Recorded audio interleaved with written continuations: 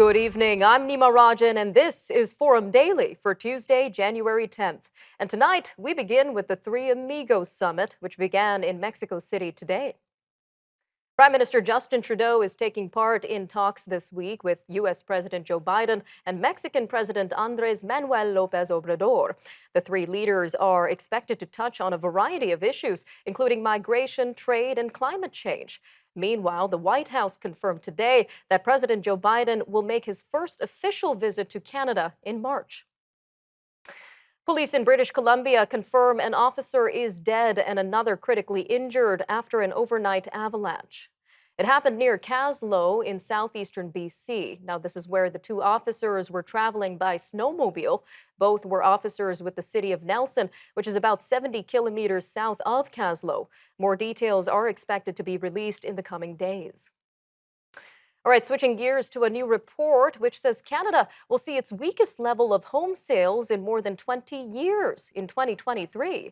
The TD Economics report attributes the prediction to the poorest affordability level since the late 80s and early 90s.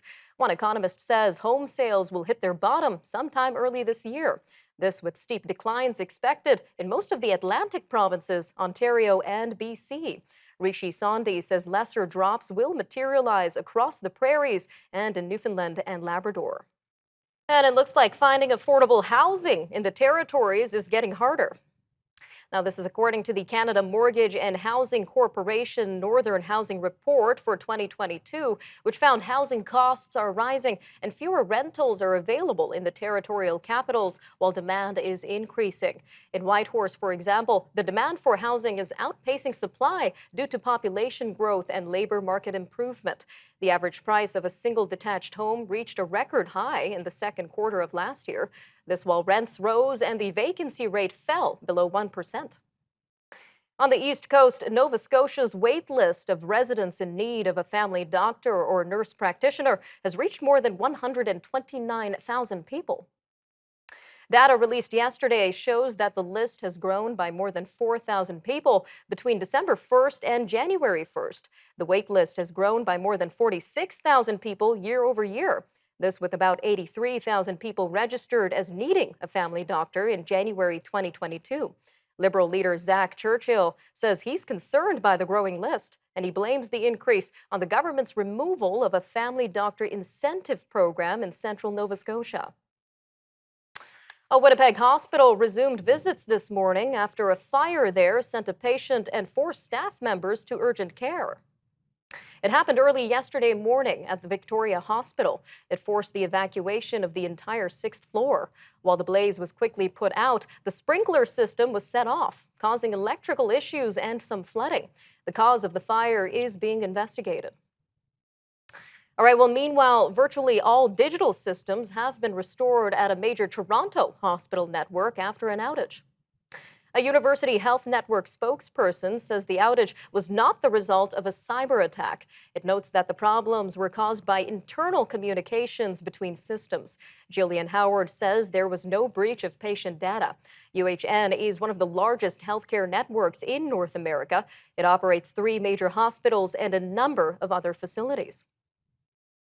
The House of Commons Transport Committee wants to include some passengers on its witness list as it investigates recent holiday travel chaos. MPs on the panel voted on Monday to study widespread disruptions, which affected thousands of Canadian air and rail travelers through Christmas, with weather sparked delays and cancellations. They will invite representatives from Air Canada, WestJet, Sunwing Airlines, and Via Rail to testify. This as well as airport authority reps from Vancouver, Toronto, and Montreal, and some affected travelers. Canada is tied with the United States with 2 wins apiece in Group A at the Women's Under-18 World Hockey Championship. Canada beat host Sweden 4-2 yesterday, and there are no games scheduled today in Östersund, Sweden. Canada faces the United States for top spot in their group tomorrow. Bell Canada is revamping its Bell Let's Talk campaign for mental health for 2023. The telecom giant says its multimedia campaign for January 25th will be called Let's Change This. It will have a focus on practical actions we can take year-round to improve mental health. Bell is scrapping its annual pledge to donate a nickel to mental health programs for each use of its Bell Let's Talk hashtag. It will instead make a $10 million lump sum donation, which is more than Bell has ever committed on Bell Let's Talk Day. Forum Daily will be right back with more news from around the world. Stay with us.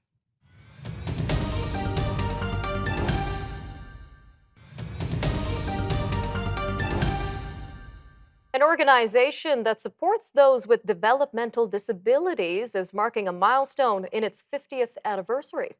Reena was established in 1973 by a small group of parents looking to provide better support systems for children and adults with developmental disabilities. Now, since its inception, Reena has opened 2 intentional community residences with targeted and dedicated support for children and adults of all ages, and currently operates 32 group homes. The organization says it is currently supporting over 1,000 people in a variety of residential locations. Well, joining us now to tell us a little bit more about Reena is Miss Wendy Bellack-Viner, Reena Board Chair. Ma'am, welcome to Forum Daily. Thank you very much for having me. Thank you for joining us. Now, for some further perspective on this, can you tell us a little bit more about the unique challenges that people with developmental disabilities face in our country? There are a number of challenges. The primary ones are poverty. About 18 to 30% of people who live in homeless shelters have developmental disabilities. Poverty and life expectancy. Their average life expectancy is much lower than for the general population. And housing. There is an acute shortage of housing for this segment of our population, and a 40-year wait list for appropriate housing. And how does Reena address these 3 major challenges here? The main thing that Reena does is provide programming for these individuals that takes a variety of forms: employment training, social programming, cultural programming, and also housing. As you mentioned, Reena operates over 30 group homes plus 2 larger residences that house a number of people, and we are always looking to be able to open more of these homes to give people appropriate homes in the community. Now, if we look at your website, it says Reena was established as a practical alternative to institutions. So can you tell us a little bit more about such institutions and how their treatment differs from Reena? Um, People with developmental disabilities were in the past traditionally housed in institutions outside of the community. They were excluded, they were away from their families, they couldn't participate in general community life. One of the initiatives that was at the start of Reena's existence was bringing these folks back into our communities in residences with appropriate supports, being close to their families, and being able to participate in the community at large. And what's really interesting is that Reena also provides supports to adults with developmental disabilities. I know it's very easy to think about children when you think about this, but what else is missing in terms of supports for adults in this demographic? Well, I mentioned employment training. Many of the individuals are able to work somewhat. And so we provide employment training, and obviously the type of social interactions that are appropriate are very important. So we provide programming for a wide variety of social events, whether it's cultural, sports, all types of things. And of course, the housing, as these people get older, they would like to live somewhat independently, and their families would like to see them settled in appropriate homes. So we are very much involved in providing housing options. Now, considering that Reena is based in Ontario, what about our viewers outside of Ontario watching this right now? What kind of other supports are currently available for children and adults with developmental disabilities nationally or provincially? Well, Reena is primarily focused on the adult population, but 2 very important initiatives at the federal level are the National Housing Strategy, which has made providing housing for those with developmental disabilities one of its priorities. The government has recognized the need to support housing for this part of our population, and the National Dementia Strategy, which also recognizes the unique needs of people with developmental disabilities. So those are federal initiatives.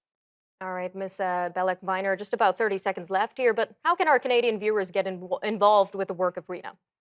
Well, we're very excited that it's celebrating its 50th anniversary this year, as you mentioned. And if people would like to become involved and learn more about Reena, we have a new website, reena50.org. Please look at it. You can get more background about our organization, about helping those with developmental disabilities and becoming involved. And we Right. look forward to it and welcome all participants. All right, reena50.org. Be sure to check that out. Again, Ms. Bellack-Viner, thank you for your time today. Thank you very much. Stay with us. Coming up after the break, we'll be turning to the government's major procurement announcement of F-35 fighter jets. Stay tuned.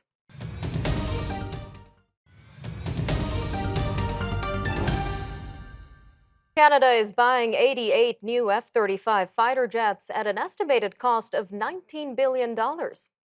Defense Minister Anita Anand says the first aircraft is set for delivery in 2026. And she says the F-35 fleet will ensure that Canadian pilots have the long-term ability to defend the second largest airspace in the world. Each jet will cost roughly $85 million US. The F-35s will replace the Royal Canadian Air Force's aging fleet of CF-18s. The Canadian government first announced plans to buy the F-35 back in 2010. Now, this was before politics and government mismanagement put a pause on the program.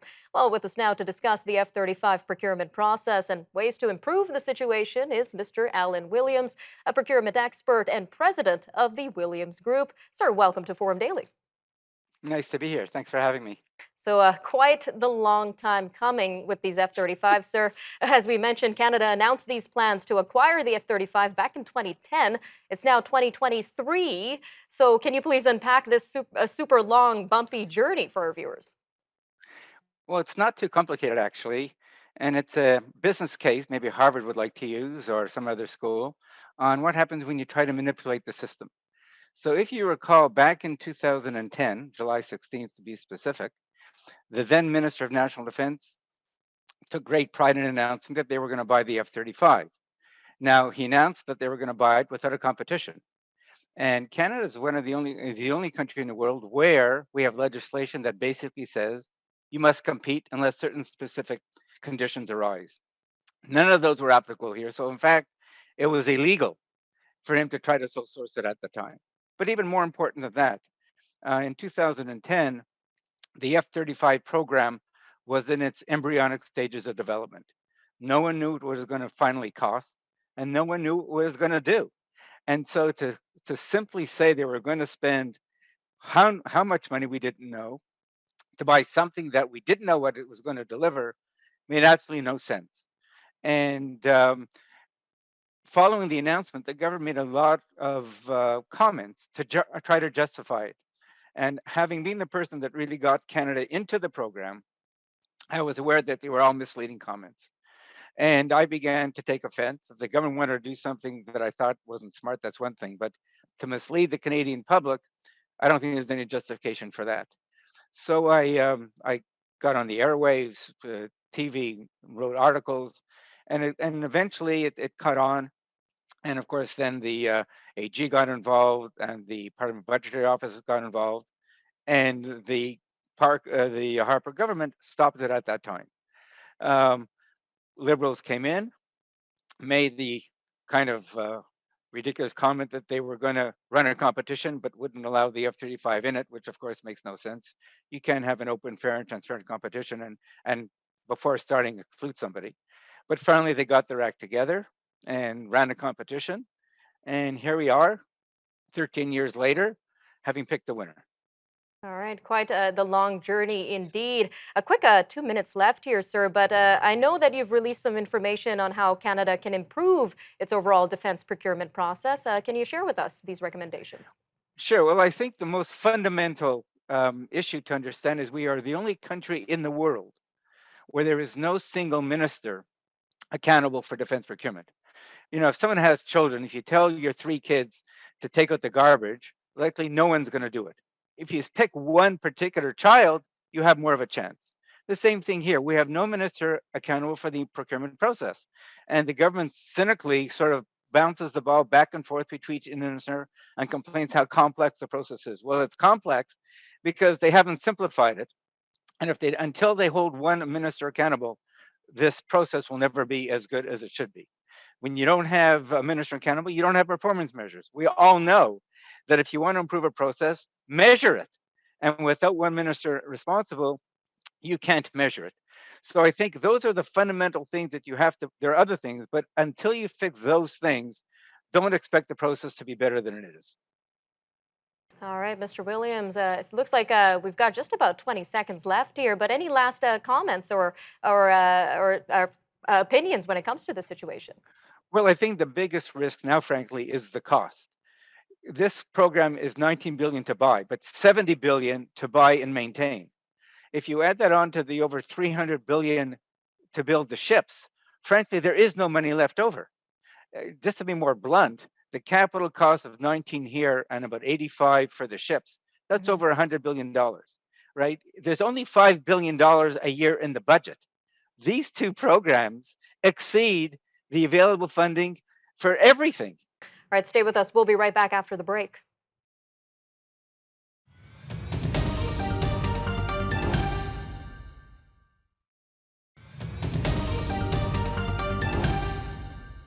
The World Bank is cutting its forecast for global growth this year by nearly half to just 1.7%.